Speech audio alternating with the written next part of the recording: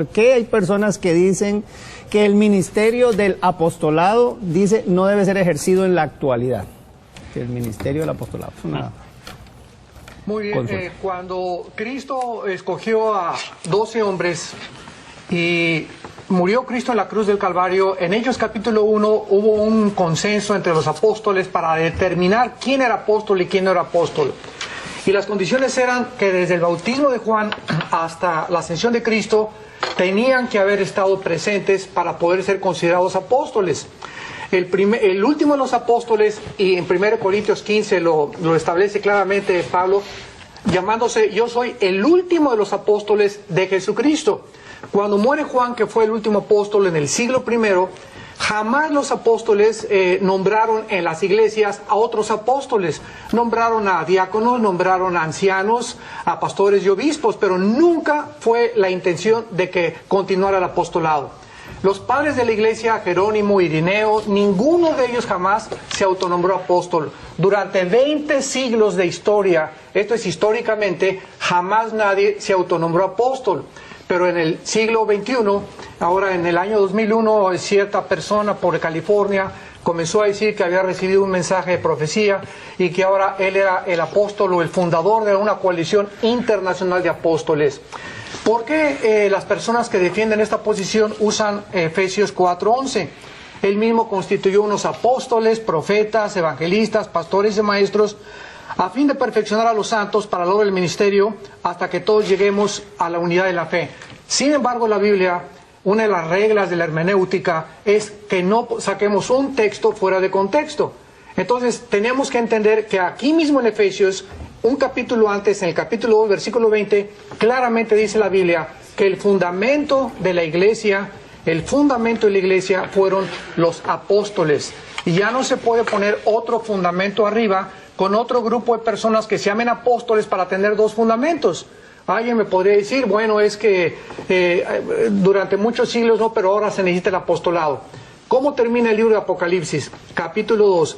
Cristo le recomienda a la iglesia de Éfeso que prueben a los que se decían ser apóstoles y eran hallados mentirosos. Pregunta, ¿con qué parámetro la iglesia primitiva podía determinar quiénes eran y quiénes no eran apóstoles?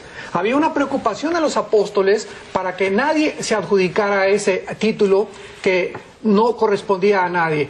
Y Apocalipsis capítulo 18 dice la Biblia que cuando Dios juzga a Babilonia, encontró la sangre de los profetas y de los apóstoles. O sea, todos los apóstoles que están mencionados en la Biblia murieron como mártires. Y en la Nueva Jerusalén, el fundamento de la Nueva Jerusalén son los apóstoles. Ahora bien, si nosotros decimos que nos vamos a autonombrar apóstoles, ¿verdad? Bueno, pues estamos, creo que, tratando de pasar un límite y estamos tratando de autonombrarnos o ubicarnos una autoridad, porque era una autoridad apostólica, al grado de que ahora ya muchas veces se dice que una iglesia, si no hay apóstoles, no puede haber entonces pastores, porque los apóstoles son arriba de los pastores. Esto, ¿verdad?, no está en la Biblia, en el Nuevo Testamento no existe absolutamente eso. Entonces yo creo, ¿verdad?, que esto de que ahora hay una apostolitis, ¿verdad?, que es como se llama esta infección que ha entrado al cuerpo de Cristo, es absolutamente histórica y teológicamente no se puede debatir. Si alguna persona está en desacuerdo con esto, yo le invito a que con la Biblia en la mano podamos nosotros encontrar la justificación para poder decir que el apóstol continúa. Los únicos que han tratado de adjudicarse el apostolado son la Iglesia Romana, que clama la sucesión apostólica, y una secta que se llama la Luz del Mundo. Y ahora esto ha entrado ya a la Iglesia Evangélica. Juan Carlos piensa lo mismo. Aunque usted no lo crea, ¿no? Yo no soy un promotor de apóstoles y eso es notorio, pero no, los argumentos del pastor a mí me parece que algunos son erráticos. Por ejemplo, 1 Corintios 15, donde dice Pablo que al último que se le aparece, de los que se le apareció, no fue al último los apóstoles. Si no hubiera apóstoles en la iglesia en el año 96, cuando se escribió Apocalipsis, a la iglesia de Éfeso le hubieran dicho, cualquiera que llegue diciendo ser apóstoles es mentira, porque ya no hay. O sea, siempre hubo apóstoles. Lo que pasa es que habían apóstoles del Cordero, los 12 primeros, y luego ya los apóstoles, porque la palabra apostelo significa uno que es enviado. Epafrodito se menciona como un apóstol, Bernabé se menciona como un apóstol. Entonces yo sí creo en hacer esa distinción entre los 12 que estaban con el Cordero y los enviados con una misión. Yo creo en el ministerio apostólico de ser enviado a zonas donde el evangelio no ha sido predicado. Y eso lo ve uno en el Nuevo Testamento. Sí me parece, y estoy de acuerdo con todo lo demás, de que hay un abuso, de que la gente se autonombra.